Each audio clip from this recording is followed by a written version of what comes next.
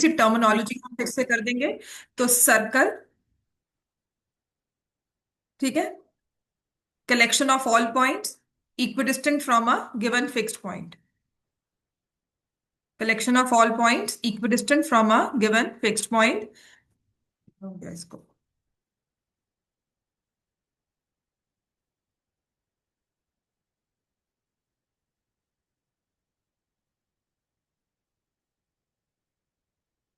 Collection of all points equidistant from a given fixed point. Fixed point is called the center. ठीक है, equal distance is called the radius. और जो सभी points को collect किया, जो पाथ क्रिएट की, उसको हम बोल देते हैं एज सरकमफ्रेंस। तो सर्कल बनने की वजह से तीन रीजन्स क्रिएट होते हैं। थ्री पार्ट्स में रीजन प्लेन डिवाइड होता है। ठीक है, circle divides equal distance from a given fixed point. ठीक है, हम लिखते हैं collection of all points equidistant from a fixed point.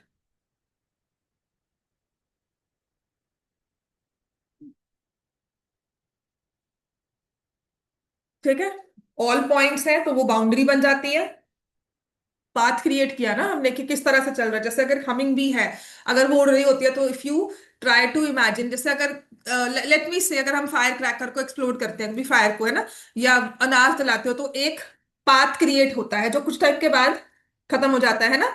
तो आप अगर देखोगे तो वो पाथ जो क्रिएट हुआ है, या स्मोक फ्लो कर रहा है, तो एक पाथ क्रिएट हुआ ना। ऐसे ही हमने क्या किया, किसी एक पर्टिकुलर प्रॉपर्टी के अकॉर्डिंगली हमने एक पाथ क्रिएट किया। वो प्रॉपर्टी क्या रखी कि एक डिस्टेंस, एक सेंटर रख लिया, एक पॉइंट रख लिया फिक्स, किसको नहीं हटाना है, उसके आसपास आप घूमते रहो एक फिक्स डिस्टेंस को लेकर। उस डिस्टेंस से आपने ऊपर नीचे नहीं होना है। तो जब हमने इस तरह से मूवमेंट की तो हमें एक सर्कुलर फिगर मिली। और इस सर्कुलर फिगर को, मतलब जिसको जो फिगर मिली या जो पाथ क्रिएट हुआ, उसको हमने नाम दिया सर्कल।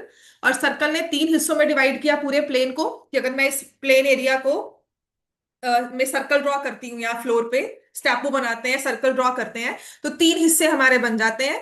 एक होता है inside the circle, next month में है। Thank you. शायद थी, पता नहीं मम्मा ने, नेक्स्ट मंथ। एक है ऑन द सर्कल, और एक होती है आउटसाइड द सर्कल। जैन में बेटा डेट होगी, थर्ड लास्ट इंस्टॉलमेंट। और आपकी नेक्स्ट ईयर तो मैं फिर तीन installments by October I collect. Thank you. Can you तो सरकमफ्रेंस होता है, there is inside the circle, outside the circle and on the circle. जैसे अगर स्टेपू खेल रहे हो तो लाइन पर पैर आ जाए तो आउट हो जाता है ना, तो वो ऑन द सर्कल हो गया। उसके बाहर है, उसके अंदर है, रीजन अलग अलग हो गए ना। आपका जो वो जो डाइस होता है वो बाहर चला जाए तो आप कहते हैं आउट है, और अगर अंदर आ जाए तो इन, इट्स राइट। और अगर हम लोग के ऑन द दैट लाइन हो तो हम उसको आउट मानते हैं, है ना। तो वही चीज होगी, तीन रीजन्स में डिवाइड हुआ। ठीक है। और फिर हम इसमें नाम बात करते हैं कॉर्ड की। तो कॉर्ड क्या होता है कि सर्कल के किसी भी दो पॉइंट्स को स्ट्रेट लाइन से हमने ज्वाइन कर दिया, दैट बिकम्स द कॉर्ड। तो एक तो कॉर्ड के बारे में बात रखो, वो लाइन सेगमेंट होती है, और एक स्ट्रेट, मतलब लाइन सेगमेंट और ऑब्वियसली स्ट्रेट पाथ है। ठीक है। अब आते हैं, एक बात करते हैं डायामीटर की। डायामीटर क्या होती है, that is also a straight line, और लाइन सेगमेंट होती है। ठीक है, diameter is a line segment and that is equal to 2 times radius. तो ना ये क्वेश्चन ना 10th में आई थिंक कभी किसी टाइम में ना, ये ऐसे कोई प्रॉब्लम क्रिएट हुई थी, किसी ने डायामीटर, मतलब हमने डायामीटर और टू रेडियस को फर्क में लेकर आना है, कि अगर एक स्ट्रेट लाइन बनेगी तब आप उसको डायमीटर बोलोगे। लेकिन अगर मैंने यहां से ऐसे पी एंड क्यू पॉइंट्स लिए, ओपी को ज्वाइन कर दिया, ओ क्यू को ज्वाइन कर दिया, ठीक है, so can I say OP plus O Q, ये भी 2 आ रहा है ना। लेकिन क्या ओपी क्यू या पीओ क्यू डायमीटर है? नहीं। तो उसका स्ट्रेट लाइन होना बहुत जरूरी है, इसीलिए मैं ये पॉइंट को क्लियर करके चलती हूँ। तो diameter is also the chord, और इसको हम बोलते हैं longest chord of the circle. Diameter is the longest chord in the circle. ठीक है, छोटी छोटी चीजें याद रख लो, एजर्शन रीजनिंग में काम आएगी। और प्लस आपकी कॉन्सेप्चुअल क्लैरिटी पे अगर कोई हमारा बोर्ड एग्जाम फोकस करता है, जो कि करता है, कॉन्सेप्ट्स में हल्की हल्की चीज डाल देगा जिसे हमें ध्यान रखना होता है कि अच्छा इसकी वजह से हमारा एजर्शन रीजनिंग जो है वो आंसर ही चेंज हो जाता है बिल्कुल। ठीक है, तो उन चीजों में यहां पर आएगा कि diameter is the longest chord, is a line segment, right? If I say OP plus OQ is equal to 2r, that means OP POQ is the diameter. तो जब तक मुझे स्ट्रेट लाइन नहीं दी हुई, I can not say it's a diameter. बात समझ में आ गई? सिर्फ इस बेसिस पर कि वो 2r है, हम डायमीटर नहीं बोल सकते। इतना क्लियर हो गया? अब इसके बाद आते हैं कि अगर हम स्ट्रेट लाइन पे चलते हैं, अच्छा, डायमीटर ने सर्कल को दो इक्वल पार्ट्स में डिवाइड किया, that's also an accepted fact. ठीक है, यूक्लिड्स ज्योमेट्री जब हम थोड़ा बहुत पढ़ेंगे, तो जो हमारा डायमीटर है वो सर्कल को दो हिस्सों में डिवाइड करता है, वो दो इक्वल होते हैं, हर एक हिस्से को हम बोलते हैं सेमी सर्कल। ठीक है, तो semi circle is the semi circle is half of a circle. ठीक है, diameter divides a circle in two equal parts, each part is called the semi circle. अब अगर हम ए से बी स्ट्रेट लाइन पे जाएं तो हम कहते हैं हम कॉर्ड पे चल रहे हैं। अगर ए से बी हम सर्कुलर वाले पाथ पे जाएं तो उसको हम बोलते हैं आर्क।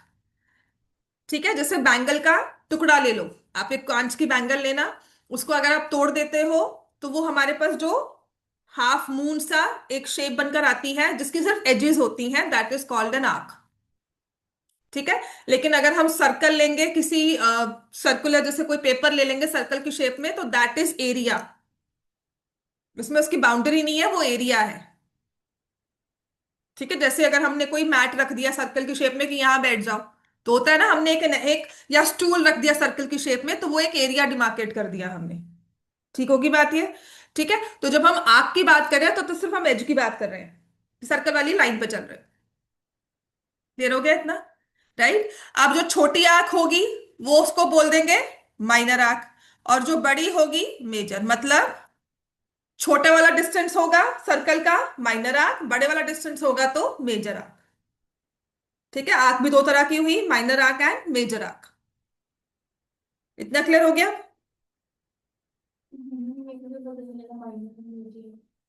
छोटी वाली माइनर, बड़ी वाली मेजर। डिस्टेंस कुछ भी नहीं होता अगर आपको दिया हुआ माइनर आर्क। तो देखो ना, अगर दो पॉइंट्स मार्क किए हैं आप, दो पॉइंट्स हैं, तो या तो आप ए से बी ऐसे चल सकते हो या इस तरह से चल सकते हो। गिवन में तो कुछ नहीं लेते होते, कुछ नहीं लेते फिर। ऐसे कैसे दे देंगे कुछ भी जब गिवन ही नहीं है हमें? सिर्फ आर्क गिवन है। ठीक है, तो कुछ ना कुछ तो उसके बारे में दिया होगा या उसका एंगल बताया होगा। अब एक सर्कल पर कंप्लीट एंगल कितना होता है?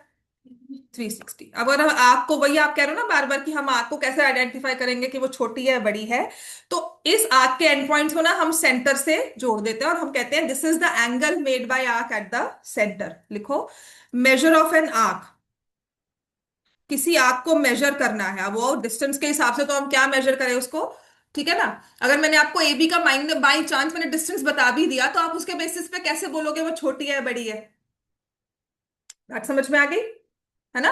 तो हम क्या करते हैं, हम कहते हैं चलो ठीक है, इसके डिस्टेंस के हिसाब से तो आई can not identify it's minor और मेजर। अब इसको आइडेंटिफाई करने के लिए हम क्या करेंगे, हम क्या करते हैं कि इस एड के एंड पॉइंट को सेंटर से ज्वाइन कर दिया और इसने ना एक एंगल बनाया जिसे हम थीटा बोल देते हैं। ठीक है, and major of arc is angle it makes at the centre. Angle made by arc at centre, that is measure of an arc. पूरे सर्कल में आप मानते हो 360 डिग्रीज होते हैं, तो जो आर्क ने अपने हिस्से में ले लिया ये वाले पोर्शन ने, वो हो गया एक्स, तो बचा हुआ क्या हुआ? 360 माइनस एक्स हो गया ना। तो इन दोनों में जो छोटा है वो माइनर एंगल, जो बड़ा है वो मेजर। ठीक है, हम एंगल को छोटा बड़ा कंपेयर कर सकते हैं ना बड़े आसानी से। अगर मैंने आपको एंगल दे दिया सेंटर पे, उसने 20 डिग्रीज बनाया है, तो आपने कहा अच्छा 360 में से 20 इसने रखा है, तो बाकी 340 किसी दूसरे के पास है। तो हम लोग अगर 20 डिग्री वाले पोर्शन पे चलेंगे तो ज्यादा छोटा वाला डिस्टेंस होगा। For example if I have to go from A to B, आपको किसी कार को ए से बी पे पहुंचाना है, तो आप वो छोटे वाला डिस्टेंस लोगे या बड़े वाले? तो आप उसे क्या बोलोगे, 20 डिग्री वाले एंगल वाला पाथ ले लो, घूम के नहीं जाओ। बात समझ में आई? तो this is how we create. Clear हो गया? So measure of arc is angle it makes at the centre. अब देखो, मैंने ए बी आर्क मार्क की, ऐसे मैंने आपको कहा था कि कोई ऐसे बीसी मार्क करेगा आर्क। ठीक है, और जो एंगल बनाया ना यहां पर वो भी एक्स आ रहा है, तो इसका मतलब क्या होगा कि जितना डिस्टेंस ए से बी है उतना ही डिस्टेंस बी से सी होगा। बात समझ में आ गई? तो इक्वल आर्क्स लिखो, equal arcs subtend equal angles at the centre. ये मैंने लिखवाया होगा। आपकी नेक्स्ट एक्सरसाइज का यही सबसे बड़ा प्रूफ हमारे पास था, मतलब सबसे बड़ी थ्योरम जो हमें करनी है और यूज भी होती है। Subtend equal angles at the centre.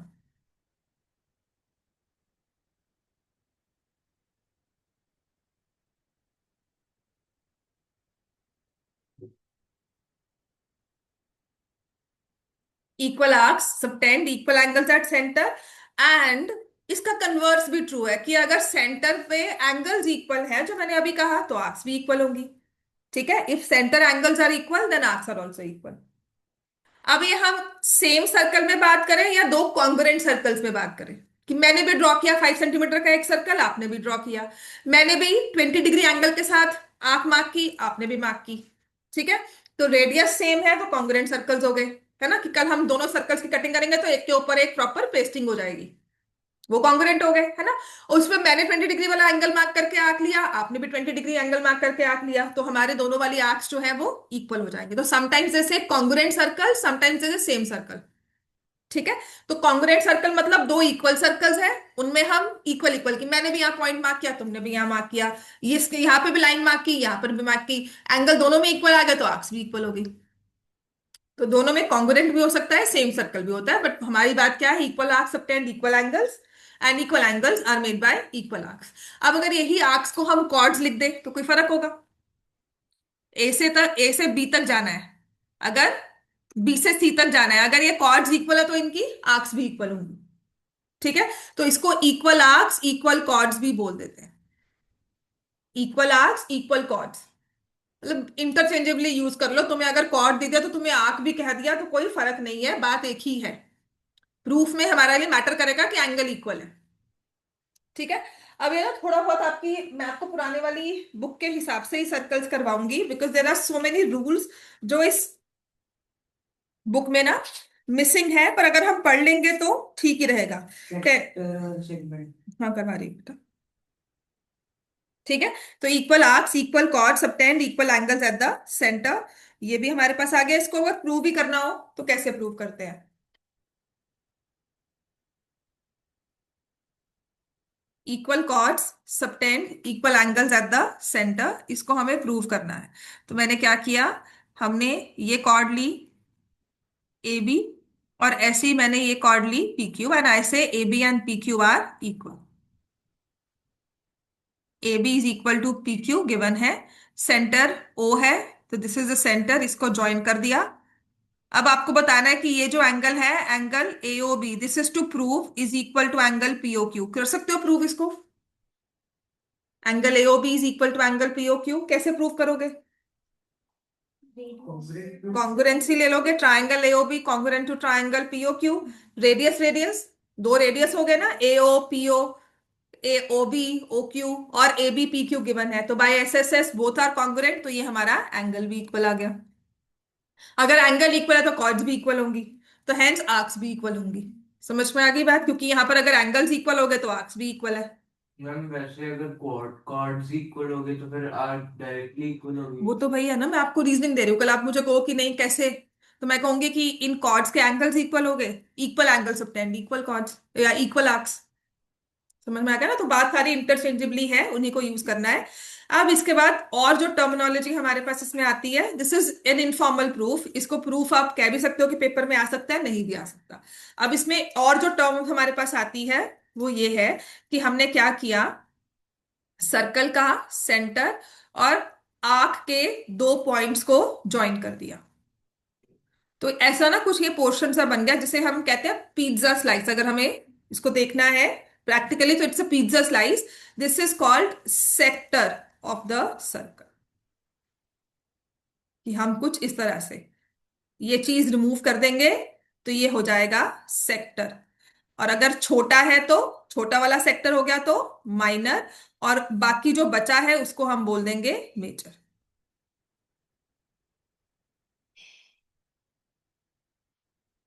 ठीक है ना, तो जिसका एंगल छोटा है वो छोटा सेक्टर, जिसका एंगल बड़ा है वो मेजर सेक्टर।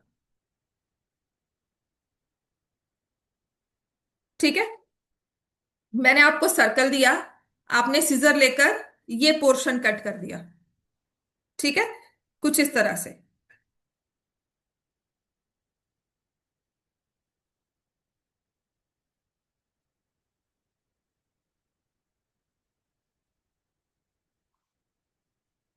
तो इट्स लाइक अ थोड़ा सा मून का, मून टाइप फिगर बन गया ना। तो इस पोर्शन को हम बोलते हैं सेगमेंट। छोटा वाला है तो माइनर सेगमेंट, बड़ा वाला है तो मेजर सेगमेंट। अब सेक्टर और सेगमेंट को हमने आपस में मिलाना है। ये ना क्लास 10th में काफी यूज होगा आपको। सेगमेंट का मतलब क्या होता है? सर्कल का एक हिस्सा, सर्कल का दूसरा हिस्सा। सेक्टर होता है प्रॉपर एक स्लाइस ली हमने। सेक्टर जो है वो सेंटर के साथ बनेगा, सेगमेंट जो है वो सर्कल में है। अब देखो यही एंड पॉइंट्स को, ये दोनों पॉइंट सेम ही थे ना, सेंटर से ज्वाइन कर दूंगी तो कुछ ना कुछ सेक्टर क्रिएट हो जाएगा। तो sector is equal to triangle plus segment. ठीक है, सेक्टर इज इक्वल टू ये ट्रायंगल प्लस ये सेगमेंट। ये ट्रायंगल हो गया और ये सेगमेंट हो गया। Sector is equal to sum of triangle and segment. और ये ट्रायंगल भी कौन सा है? एक आइसोसेलेस ट्रायंगल बनता है। अभी टू रेडियस साफ नहीं दिख रहा है। वो तो पेरीमीटर होता है। बनता कैसे है? एक ट्रायंगल है और एक सेगमेंट है, सेक्टर। तो उसका पेरीमीटर जो होता है वो 2 रेडियस प्लस आर्क है। वो तो हमें आना है, कब आना है? 10th में ही आएगा वैसे, मैं अभी भी आ सकता है, चलो। तो sector is also, perimeter of the sector is 2 times radius plus length of arc. ये सारा ना उसमें आता है, तुम्हें कैसे लिखवा दिया? अच्छा, ये लिखवाया था कि इट इज मेड बाय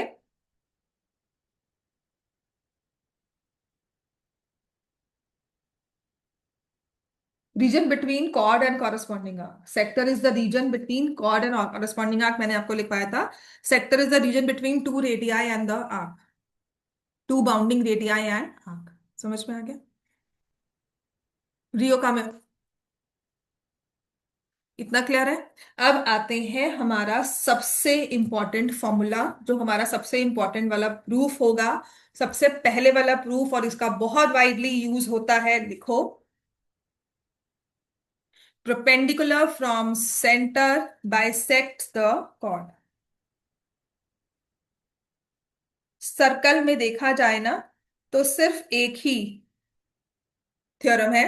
बाकी ये छोटी छोटी थ्योरम्स ना, इनको प्रूव करना बहुत ही आसान है। तो इनकी एप्लीकेबिलिटी बहुत ज्यादा है, इनका प्रूफ कोई बहुत मुश्किल नहीं है। सिर्फ एक ही प्रूफ वाली थ्योरम है जो रट्टा मारनी है। तो perpendicular from centre bisects the chord. ठीक है, perpendicular from centre bisects the chord, जिसका मतलब है कि हमने सर्कल लिया, उसमें एक कॉर्ड ड्रॉ की, और इस सर्कल का एक सेंटर है हमारे पास, विच इज पॉइंट ओ। अब ओ से कॉर्ड तक हमें जाना है कैसे? परपेंडिकुलर, बिल्कुल स्ट्रेट। तो जब हम ऐसे स्ट्रेट 90 डिग्री वाले एंगल पर पहुंचे, ठीक है, तो जिसे मैंने लिखा कि गिवन है O M is perpendicular to A B, ये गिवन है। तो इसके बाद व्हाट आई नोटिस्ड, कि ऐसा जब हमने किया तो जो मेरे पास ए से आ रहा था और जो बी से आ रहा था, उन दोनों के डिस्टेंस इक्वल थे। ठीक है, सो हमने नोटिस किया कि ऐसा चलने से M is the mid point of A B. Perpendicular from centre to the chord bisects the chord. Perpendicular from centre जाना कहाँ है? कॉर्ड तक जाओ। उसके बाद क्या हुआ? कॉर्ड को बाइसेक्ट कर दिया, दो इक्वल पार्ट्स हो गए। प्रूफ करना बहुत आसान है। अगर इसका प्रूफ आए, आपने एओ और बीओ को ज्वाइन कर देना है। रेडियस 90, ये कॉमन 90 डिग्री एंगल आरएचएस से प्रूव हो जाती है। लिख लोगे ना RHS congruency? You have O A equals to O B, O M equals to O M, angle O M A is equal to angle O M B by RHS congruency, triangles are congruent. तो A M और B M equal आ गया। ठीक हो गया इतना? A M और B M equal आ गया। ठीक है ना, तो हमें पता लग गया कि perpendicular from centre bisects the chord. ठीक है, ये तो आपको परपेंडिकुलर चलना था, आपको पाथ डिफाइन किया हुआ था कि 90 डिग्री पर ही चलना है। इसका कन्वर्स कैसे होता है? ठीक है, तो कन्वर्स इस तरह से है। अब आपको गिवन है m is the mid point, और आपने ज्वाइन कर दिया OM को, and then what you realise, क्या रियलाइज किया कि OM तो परपेंडिकुलर है AB को, कि ये तो 90 डिग्री का एंगल बना रहे हैं। गिवन अलग हो गया, गिवन हो गया कि एम मिड पॉइंट है। हमने फिर मिड पॉइंट से सेंटर तक पहुंच गए। अब सेंटर से जब पहुंचे तो हमने देखा कि ये तो परपेंडिकुलर एंगल 90 डिग्री एंगल बना रहा है, जिसे हम लिखते हैं the line from mid point to the centre is perpendicular to the chord. ठीक है, the line drawn through centre to the mid point of chord is perpendicular to chord. ठीक है, लाइन ड्रॉन हमें कन्वर्स है। From centre कहां तक? Chord के mid point तक is perpendicular to the chord. उसे प्रूव करना भी बहुत आसान है, वो SSS हो जाएगा। आपको OA और OB मिल गया इक्वल। ठीक है, OM OM मिल गया इक्वल, और AM और BM इक्वल हो गया। तो ये SSS से ट्रायंगल्स कॉन्ग्रुएंट हो गए। ठीक है, अब जो मैं चीजें करवा रही हूं वो आपकी बुक में नहीं है, नई वाली बुक्स में, पुरानी वाली बुक में है। लेकिन करवाना जरूरी क्यों है? क्योंकि एजर्शन रीजनिंग में टीचर ने नहीं देखना कि आपको ये नहीं करवाया हुआ, आपकी बुक में डिलीटेड है, उन्होंने डाल देना है। ठीक है, so there are certain things to be taken care of. उसको आप एज थ्योरी ही याद करोगे, वो थ्योरेटिकल ही है, उसका कुछ भी प्रैक्टिकल यूज नहीं है, वो थ्योरेटिकल ही आते हैं। हाँ, थ्योरी में वो बहुत जरूरी है। ठीक है, क्योंकि आगे आगे कॉन्सेप्ट जुड़ जाते हैं उनसे, जो थ्योरेटिकल है। राइट, इतना क्लियर हो गया बच्चों? यहां तक आ गया? अब नया कॉन्सेप्ट है, ये क्लास क्लास में नहीं किया था, इसको मैं थोड़ा सा इनफॉर्मली, देखो आज क्लास होगा, रिवीजन में बार बार रिपीट भी नहीं होगा, ये बहुत छोटी सी चीज है, आपको जो याद रखनी है कि मैंने ना एक पॉइंट ड्रॉ किया, एक सर्कल है ये। ठीक है, ऐसे ही मैंने एक दूसरा और सर्कल बना दिया, ऐसे ही और बना दिया। ठीक है, तो क्या इस पॉइंट से ये पास कर जाएगा? कर गया। ठीक है, क्या ये दूसरा सर्कल भी इस पॉइंट से पास कर जाएगा? बिल्कुल कर गया। ये तीसरा सर्कल भी इस पॉइंट से पास कर जाएगा? कर गया। ऐसे ही मैं और भी अगर 5-6 और सर्कल्स बना दूंगी तो सभी इस पॉइंट से पास कर सकते हैं। ठीक है ना? So there are infinitely many circles passing through one single point. कि एक सिंगल पॉइंट दे दो और कंडीशन दो कि इस पॉइंट से पास करते हुए सर्कल बनाना है, तो मैं कितने सर्कल्स बना सकती हूँ? बहुत सारे। बहुत सारे का मतलब क्या? जितने मर्जी चाहो, जितने मर्जी का क्या? Infinitely many. ठीक है, so there are infinitely many circles that pass through exactly one point, only one point, passing through only one point, infinitely many circles can be drawn। ठीक है, ये तो हुई एक सर्कल की बात, एक पॉइंट की बात। ऐसे ही मैंने आपको दो पॉइंट्स दे दिए। ठीक है, और मैंने कहा जी अब ना इन सर्कल्स को देखो, क्या ये दो पॉइंट से पास कर सकते हैं? वही सेम सर्कल है, तो कहीं ना कहीं से एडजस्टमेंट करके मैंने इनको दोनों पॉइंट से पास करवा दिया। Let me go for this. चलो इसको थोड़ा सा बड़ा कर देते हैं, तब भी पास कर जाएगा। वो नहीं पास किया तो क्या इसके अलावा कोई और भी पास नहीं करेगा? ठीक है, इसको थोड़ा सा और बड़ा कर दो, तो ये भी पास कर गया। तो दो पॉइंट से पास करते हुए भी हमारे पास कितने सर्कल्स आएंगे? Infinitely many. ऐसे लिखो, there are infinitely many circles that pass through two points. Infinitely many circles can be drawn passing through two points. Infinitely many circles can be drawn passing through two points। ठीक है, अब आते हैं 3 points पर।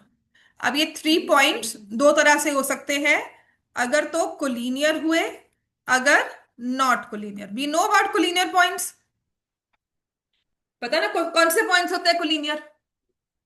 जो एक straight line पे लाई करते हैं, कितने? थ्री और मोर, है ना, मिनिमम 3 पॉइंट्स चाहिए, मिनिमम 3।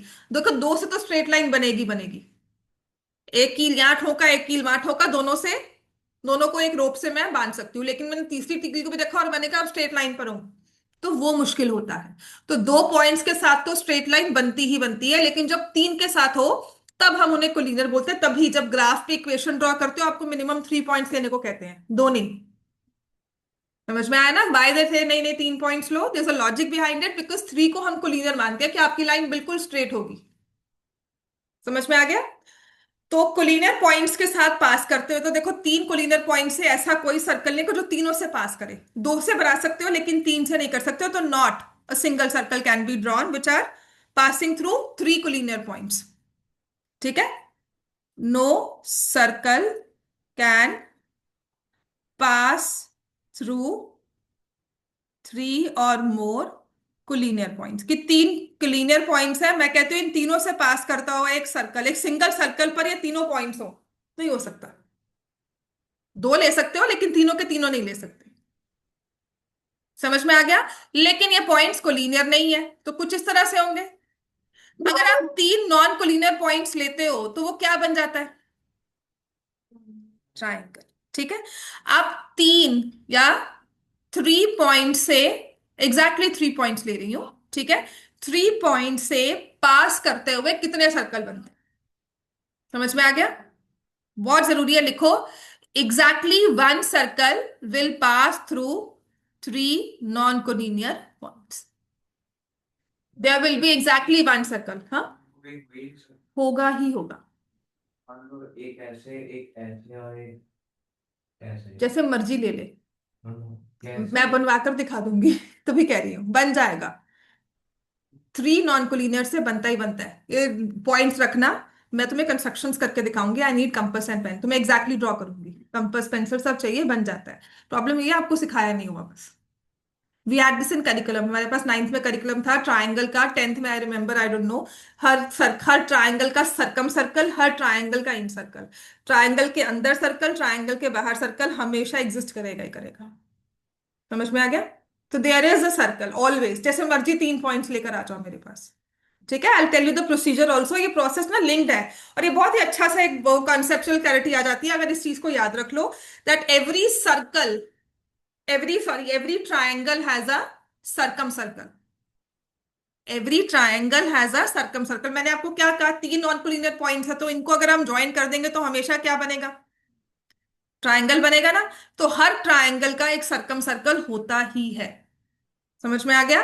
हर ट्राइंगल के आसपास एक सर्कल को फिट हम कर सकते हैं। सर्कम सर्कल क्या हो गया, जो उसकी बाउंड्री को, जो उसके वर्टिसेस को लेता हुआ घूम रहा है। So every triangle has a circumcircle. ठीक है, तो लिखो there is 1 and only 1 circle. उसकी रेडियस भी फिक्स होगी, उसका सेंटर भी फिक्स होगा, ये नहीं कि मैंने ये सेंटर के साथ किया तब भी बन गया, मैंने ये सेंटर लिया तब भी बन गया, ऐसा नहीं होगा। एग्जैक्टली एक ही सेंटर होगा। और वो कैसे बनाते हैं मैं आपको वो भी बता दूंगी। आप मुझे कहो ना कि एक ट्राइंगल आपने पॉइंट जैसे मर्जी लिया, इधर लिया, ठीक है, तो वो बनेगा ही बनेगा बेटा, इसका कुछ है ही नहीं रूल कि नहीं बनेगा। I can exactly tell you how to draw it. समझ में आ गया। प्रॉपर रीजन है, प्रॉपर लॉजिक है। और हाँ, कंस्ट्रक्शन करने में हो सकता है कि थोड़ा हमारी मेजरमेंट्स में ऊपर नीचे हो जाए, कि पॉइंट्स हिल जाए, और कुछ ऐसा अभी कंस्ट्रक्शन करते हुए हो जाए। ठीक है, बहुत ही पतला सा ट्रायंगल बना दो। तब भी बनेगा, और ये देखो ऐसा ऐसे बन जाएगा। ये ऑब्ट्यूज में आ जाएगा ना, सर्कल जो है वो कुछ इस तरह से होगा, तो तुम ऐसा बना रहे हो ना, ऐसा भी बना रहे हो, तो तुम्हारा सर्कल जो है ये मेजर सेगमेंट में आ गया और यहाँ पे माइनर में आ जाएगा। ऐसे तो देखना, ये ये आ जाएगा ना, ये सर्कल लिया, ये ले ले, ये ले। अच्छा और ले, ये तो वैसे भी क्लियरली अगर ड्रॉ करते हैं, ये लो, ये लिया तुमने, ठीक है, ठीक है, इसके आसपास फिट करना है बस इसको। ठीक है, तो मुश्किल नहीं है, बस थोड़ी सी डायमीटर को एडजस्ट करना होगा।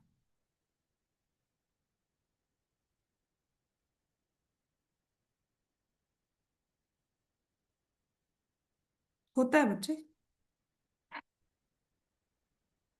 हो नहीं जाएगा बता।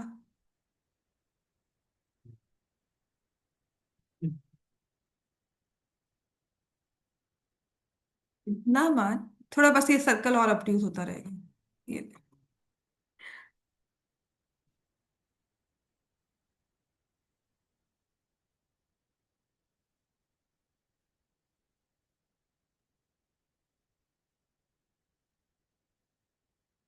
ठीक है, I can actually draw it with the pencil और मैं तुम्हें बना सकती हूँ, पर यहाँ पर जस्ट प्रूव कर रही हूँ कि बनेगा ही बनेगा। देख डिस्टेंस कम हो गया ना, ये सर्कल और बड़ा होगा बस। अब बताओगे ना।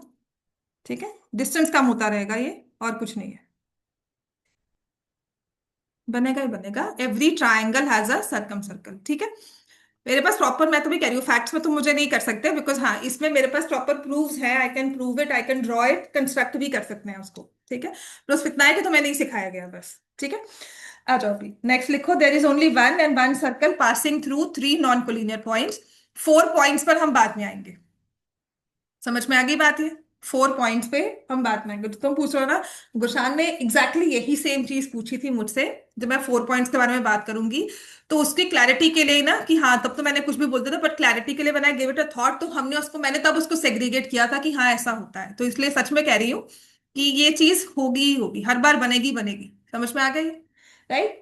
तो अब उसके बाद, अब मान लो आपको एक आर्क दी जा रही है, बहुत थ्योरेटिकल कॉन्सेप्ट है, कभी कोई कुछ पूछता है आपको प्रैक्टिकली, कुछ मतलब किसी इंटरव्यू में जाते हो या किसी से इंटरेक्शन होती है, कि ये आर्क पे आपको इस आर्क का सेंटर बताना है, तो आप कैसे बता पाओगे? ठीक है, आपको ना ये आर्क दे दी और कहा है कि इस आर्क को आपको सर्कल कंप्लीट करना है, इस आर्क का, तो उसका सेंटर मार्क करो, या कैसे आप इस सर्कल को कंप्लीट करोगे। तो आपको ये टास्क दिया जाता है, तो हम इसे कैसे करेंगे? ठीक है, ये कैसे होता है? तो आपने क्या किया, इस आर्क पे टेक 3 पॉइंट्स, ए और बी ले लो, और बी बी और सी को ज्वाइन कर दो। ठीक है ना? फिर आपने रूल किया था perpendicular from centre bisects the chord. A B line segment है, इसका परपेंडिकुलर बाइसेक्टर ड्रॉ कर दो, मोर देन हाफ लेके करते हो ना। ऐसे बीसी लाइन सेगमेंट है, इसका मोर देन हाफ लेकर परपेंडिकुलर ड्रॉ कर दो, परपेंडिकुलर बाइसेक्टर दोनों का। तो जहां पर वो इंटरसेक्ट करेंगे वो क्या होगा? Centre of the circle, because perpendicular from centre bisect the chord. तो जब भी आपको ट्रायंगल का सरकम सर्कल बनाना है, तो ट्रायंगल की साइड्स जो है ना, वो सर्कल की कॉर्ड्स बन जाती हैं। तो आपको कुछ नहीं करना है, इनके परपेंडिकुलर बाइसेक्टर्स ड्रॉ करने हैं, जहां पर वो मिलेंगे वो आपका सेंटर ऑफ द सर्कल बनेगा ही बनेगा, और ये रेडियस होगी। समझ में आ गया? तो जितना मर्जी बड़ा सर्कल कर लो, जितना मर्जी बड़ा ट्रायंगल कर लो, जितना मर्जी छोटा कर लो उसको, उसके अराउंड सर्कल ड्रॉ होगा ही होगा, बस उसकी रेडियस वेरी करती रहेगी। एंड सो सरकम सेंटर होता है ना, जो इसका ये सेंटर होता है, कभी कभी ट्रायंगल के अंदर होता है, कभी कभी ट्रायंगल के किसी साइड पर होता है, कभी कभी ट्रायंगल से बाहर भी होता है।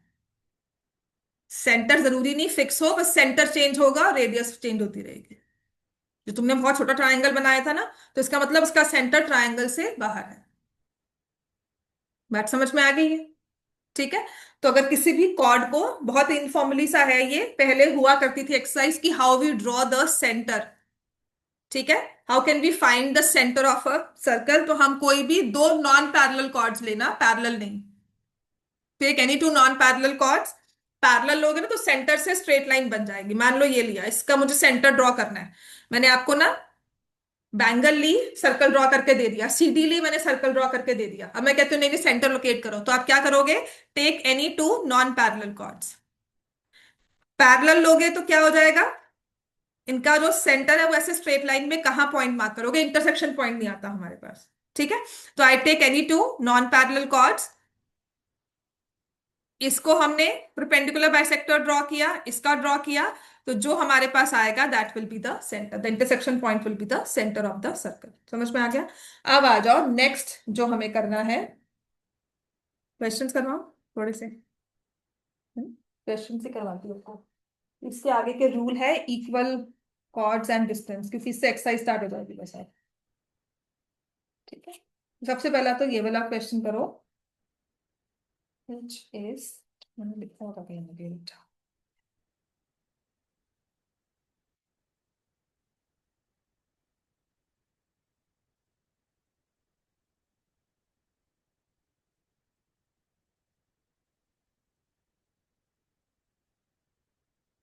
ये बस थोड़ी सी ना आपको एप्लीकेशन सिखा देगा सर्कल्स की।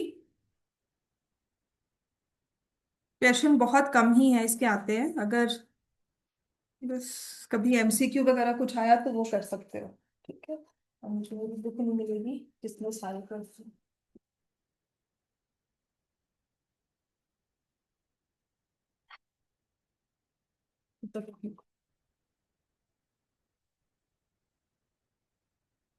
Find the length of chord of a circle. Find the length of chord of a circle whose radius is 10 centimeter. Length of chord. Find the length of chord of a circle with radius 10 centimeter and distance of the chord from center is 6 centimeter. Distance of the chord from the center is 6 centimeters.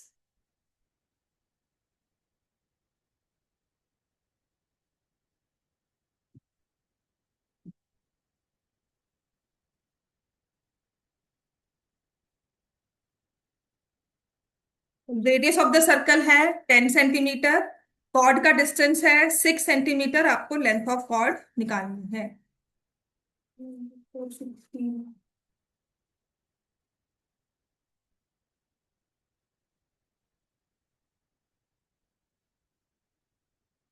ठीक है, तो यहां पर हमें क्या करना है, ये हमारे पास सर्कल है, कॉर्ड है कोई भी हमने मार्क की, ए बी, कुछ उसका सेंटर होगा, और रेडियस हमें दी हुई है 10 सेंटीमीटर। और इस कॉर्ड का डिस्टेंस, डिस्टेंस की बात करें तो वो परपेंडिकुलर डिस्टेंस ही होगा। तो परपेंडिकुलर डिस्टेंस कितना दिया हुआ है, 6 centimetre. So perpendicular from centre bisect the chord. तो ए एम की लेंथ कितनी आ जाएगी, राइट एंगल ट्राइंगल है, कितना आ जाएगा 10 6 के साथ, 10 का square equals to 6 square plus A M square. हाँ, 100 - 36 equals to A M square. A M की वैल्यू कितनी आ गई, 64 का root A M is 8 centimetre. तो ये भी 8 सेंटीमीटर है, ये भी 8 सेंटीमीटर है। ए बी की लेंथ कितनी हो गई, 16 सेंटीमीटर। नेक्स्ट लिखो।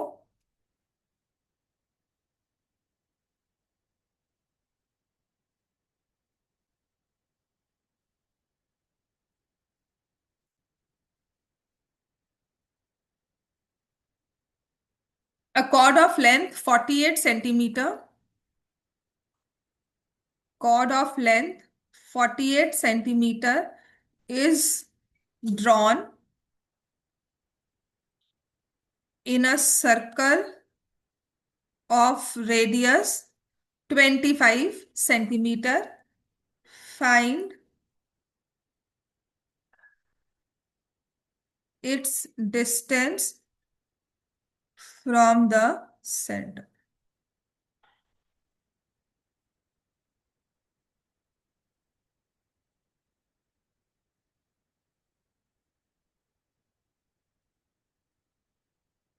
हम 5 से 25 सेंटीमीटर। रेडियस 25 है।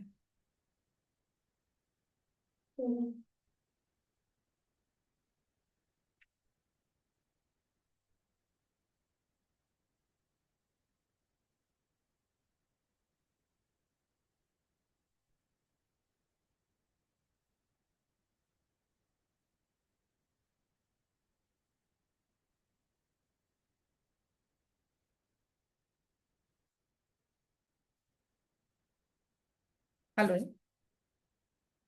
हाँ।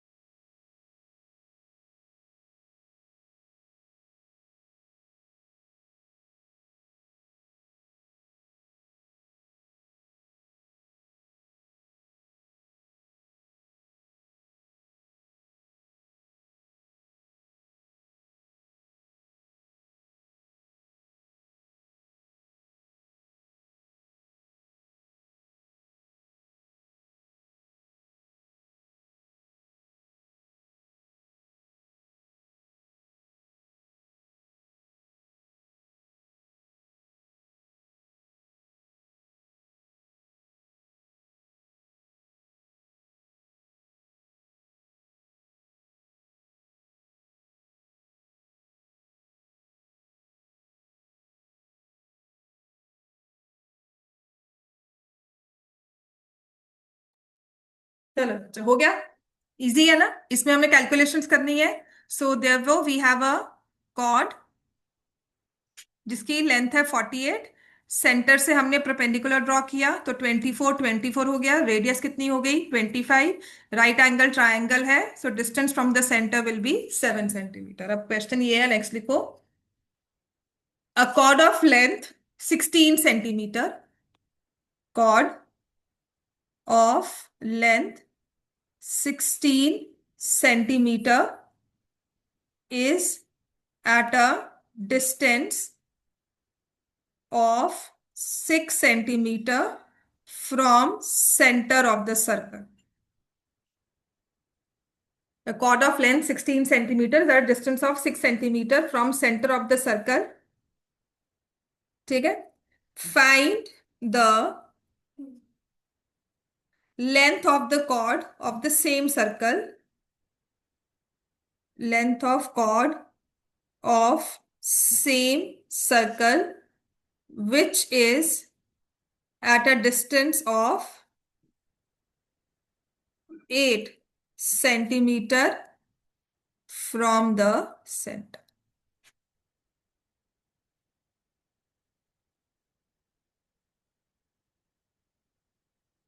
कल ना बस आपकी एक्सरसाइज स्टार्ट हो जाएगी सर्कल्स की। ठीक है। तो सर्कल्स की कल एक्सरसाइज में मैक्सिमम से मैक्सिमम अगर हमारे क्वेश्चन होंगे ना, 3 से 4 क्वेश्चन आराम से हो जाएंगे। ठीक है। तो उसके बाद जो हमारी मेन एक थ्योरम, मतलब आप लगा लो 4 दिन में आपकी एनसीईआरटी तो मैं खत्म करवा दूंगी सर्कल्स की। एनसीईआरटी 4 दिन, जो अभी कभी लगातार 4 क्लासेस हुई जिसमें मैंने कोई टेस्ट नहीं लिया। ठीक है। तो आपकी 4 दिन में सर्कल्स में जो है, मुझे मेन अभी है कि मैं आपका आपका टेस्ट की जगह ना आपको सिलेबस ही पूरा करवा दूं, मेरा जो फोकस अभी के लिए है। ठीक है ना, क्योंकि उसके बाद रिविजन्स में आपको रिविजन में सर्कल्स कुछ भी समझना है दोबारा से करना है।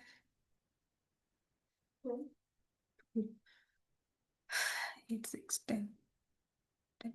ठीक है। एक सर्कल है, उसमें है ना हमने 16 सेंटीमीटर की कोई भी कॉर्ड ड्रॉ की। 12। हम्म। ठीक है। तो उसका डिस्टेंस जब देखा सेंटर से तो वो कहता है 6 सेंटीमीटर है। तो आपको पता है ना, perpendicular from centre bisect the chord, distance from the centre 6 है तो वो परपेंडिकुलर ही होगा। उसने कॉर्ड को बाइसेक्ट किया। पूरी कॉर्ड की लेंथ कितनी है 16, तो 2 हिस्सों में हो गया 8 और 8। तो इससे हमने रेडियस निकाल ली। रेडियस कितनी आई 6 8। समझ में आ गया ना, पाइथागोरन ट्रिपलेट जो हमारा होता है इसके साथ होता है 10। कहते हैं इसी सर्कल में ना कोई और हमने कॉर्ड ड्रॉ की जिसका सेंटर से डिस्टेंस कितना लिया हमने 8 सेंटीमीटर। अब वही सर्कल है तो रेडियस तो इसकी 10 ही रहेगी। सेंटर से डिस्टेंस 8 है तो इसकी कॉर्ड की लेंथ कितनी हो गई 6। ये वाला पोर्शन 6 हो गया, पूरी लेंथ कितनी हो गई 12।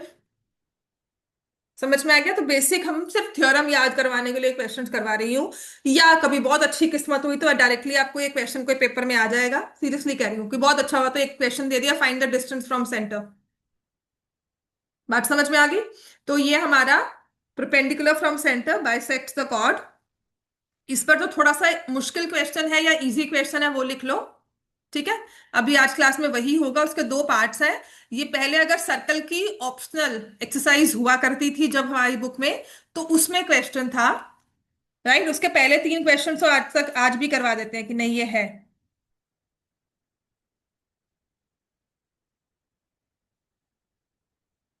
तो नेक्स्ट हमारे पास लिखो, in a circle of radius 5 centimetre A B and C D are to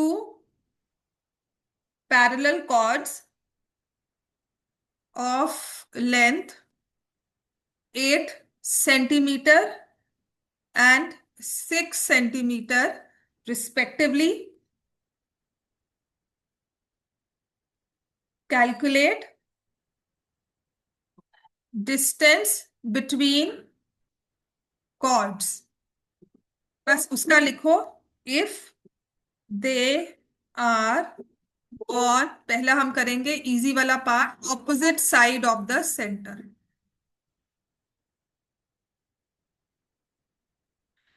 एक सर्कल है उसकी रेडियस आपको गिवन है, आपने ड्रॉ कर लिया। उसमें दो पैरेलल कॉर्ड्स ड्रॉ की, A B and C D, और इस तरह से की है कि वो सर्कल की ऑपोजिट साइड्स पर है, सेम साइड पर नहीं है। वो कॉर्ड्स सर्कल की ऑपोजिट साइड पर है। ठीक है, तो अब हमें निकालना है distance between those two chords.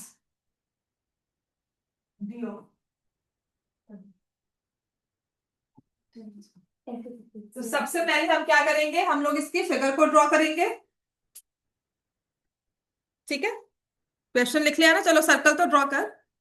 उसमें दो कॉर्ड्स बनाओ जो ऑलमोस्ट पैरेलल हो on the opposite side of the centre. So we have a circle, दो parallel chords opposite side, centre यहां पर है, तो दोनों आपस में एक दूसरे को देख रही है, एक एक साइड पर है, एक एक साइड पर है। तो अगर मैंने लिया ए बी एंड, ये ऐसा नहीं होगा कि दोनों की लेंथ सेम दी हुई है, तो थोड़ा सा आप इसको डिफरेंशिएट कर सकते हो। और एक चीज और ध्यान रखना, ठीक है, ये भी कल आपको बताऊंगी, लिखवा दूंगी कि जितनी कॉर्ड बड़ी होती रहेगी ना, उतना डिस्टेंस फ्रॉम सेंटर छोटा होता रहेगा। तो कल इसी हमने थ्योरम को आगे पढ़ना है। So we are given two chords A B and C D, two parallel है, ए बी की लेंथ दी हुई है 8 सेंटीमीटर, रियो रियो, और सी डी की लेंथ दी हुई है 6 सेंटीमीटर। दो द फिगर से अदरवाइज, पर ऐसा कुछ नहीं है, हमारा ऐसा ही मतलब बनेगा, the figure is not as per scale. तो हमें बताना है, रेडियस आपको दी हुई है 5 सेंटीमीटर, तो हम क्या करेंगे, ऐसे ज्वाइन कर देंगे। आपको बताना है कि इन कॉर्ड्स में डिस्टेंस कितना है। ठीक है, तो आपने परपेंडिकुलर यहां से ड्रॉ किया, हमने परपेंडिकुलर यहां से ड्रॉ किया। तो अगर मैं ये पॉइंट एम लेती हूं और इस पॉइंट को एन लेती हूं, can I say M O N is a straight line? ये 90 है, ये भी 90 है, कॉरेस्पॉन्डिंग एंगल्स इक्वल हो गए। पैरेलल कॉर्ड्स में M O N straight line होगी ना। ठीक है ना, पैरेलल लाइंस में डिस्टेंस हमेशा कांस्टेंट होता है, तो अगर आपने परपेंडिकुलर डिस्टेंस लिया है दोनों तरफ से, तो वो एक स्ट्रेट लाइन ही बनेगा। राइट, तो अब ये 8 सेंटीमीटर की पूरी कॉर्ड थी, ये डिस्टेंस कितना आ जाएगा ए एम? बोल बोल। 4 आ जाएगा, बिल्कुल हाफ हो जाएगा। अब ये 4 है और ये 5 है, तो ये डिस्टेंस कितना हो जाएगा बताओ? 5 4, पाइथागोरस लगाकर 3, नंबर याद है ना, 5 4 3। हाँ, so this is a Pythagorean triplet, है ना। ऐसे ही ये 5 है, पूरी कॉर्ड 6 है ना, तो ये डिस्टेंस कितना हो गया? 3 हो गया ना। तो ये डिस्टेंस कितना आ गया हमारे पास? 5 3, 90 डिग्री एंगल पाइथागोरस लगाना है। 5 इज द हाइपोटेन्यूज, बहुत जरूरी है, 5 हाइपोटेन्यूज में है। तो ये हमारे पास आ जाएगा 4 centimetre. So distance between the chords is 7 centimetre. अच्छा, यही डिस्टेंस क्या होगा ना, लिख लो, फिर सेकंड पार्ट करेंगे। What about the distance between those two chords if they are on the same side of the centre? अगर इसी ए बी को उठाकर हम सेंटर की सेम साइड पर लेकर आ जाएं, तब इनका डिस्टेंस क्या होगा? 1। ठीक है ना, डिस्टेंस फ्रॉम सेंटर तो इनका आपस में तो उनका वही रहेगा ना, एक का 4 एक का 3। बस अब क्या हो गया, वो दोनों पास हो गई, तो एक का 4 है एक का 3 है, दोनों में आपस में डिस्टेंस कितना है? 1 का। बात समझ में आ गई? ठीक है, मैं पहले इसको प्रॉपरली लिखवाती थी, पर अब मैं ओरली करवा रही हूँ, क्योंकि ये हमें आएगा ना तो एमसीक्यूज में ही आएंगे। अगर बहुत अच्छी किस्मत हुई हमारी कि बहुत इजी सा क्वेश्चन डालना है, तो दिस वुड बी इट, और ये 10th में भी आने के चांसेस होते हैं। ठीक है, तो ये हमारी कॉर्ड है ए बी, ये है सी डी, तो आपने परपेंडिकुलर ड्रॉ किया, 90 90 वाले एंगल, ये एम है और ये एन है। ए बी की लेंथ आपने ली हुई थी, अच्छा ए बी ऊपर आनी चाहिए थी वैसे तो, ठीक है ना, फिगर के accordingly A B should be bigger one, ठीक है, and C D should be the smaller. तो यहां से ए बी का डिस्टेंस, ए बी की लेंथ आ गई 4 सेंटीमीटर, और सी डी है 6, तो 3 सेंटीमीटर 3 सेंटीमीटर, ओ और ए को ज्वाइन कर दिया, ओ और सी को ज्वाइन कर दिया। आपको पता है ओ एन कितना हो जाएगा? 3 सेंटीमीटर, ठीक है, और ओ एम कितना हो जाएगा? 4 सेंटीमीटर।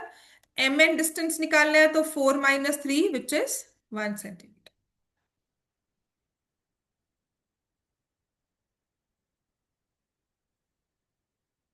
क्लियर हो गया इतना?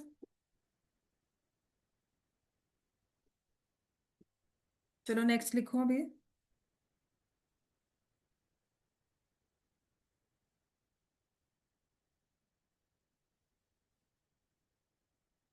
AB and CD are two parallel chords of circle.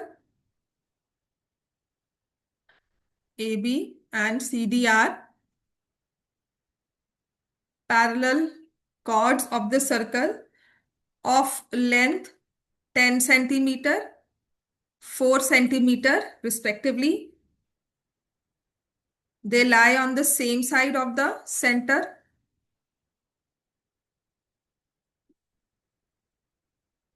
They lie on the same side of the center. Distance between them is 3 centimeter.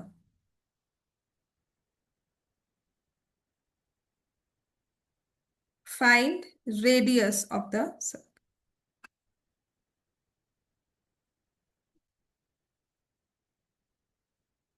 वैसे लास्ट क्वेश्चन होगा यहाँ क्लास का, ठीक है? इसके बाद हम लोग बाकी कल करेंगे। लगातार 4 दिन आ जाओ, आपका सिलेबस पूरा हो जाएगा। तो न्यू ईयर ना आराम से मनाना, फिर 31st फर्स्ट को छुट्टी हो जाएगी, मोस्ट प्रॉब्ली 26th 25th आने सबने आ जाओगे? क्यों? मॉर्निंग कर लेंगे। बॉडी तो उड़ानी है।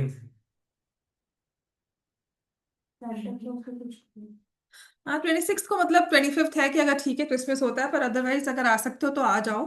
छुट्टी होती है ना, सारे चढ़े होते हैं बिल्ली। सारे वेले तो होते हैं बेटा, तुम लोग वेले नहीं हो ना। तो बड़ी। तुम कह रहे हो अपने आप को, इसलिए हो। तुम मानते हो कि इसमें थोड़ी पढ़ाई होती है। बिकॉज 26th को हो सकता है मैं एक दिन ऑफ करूँ आपके लिए।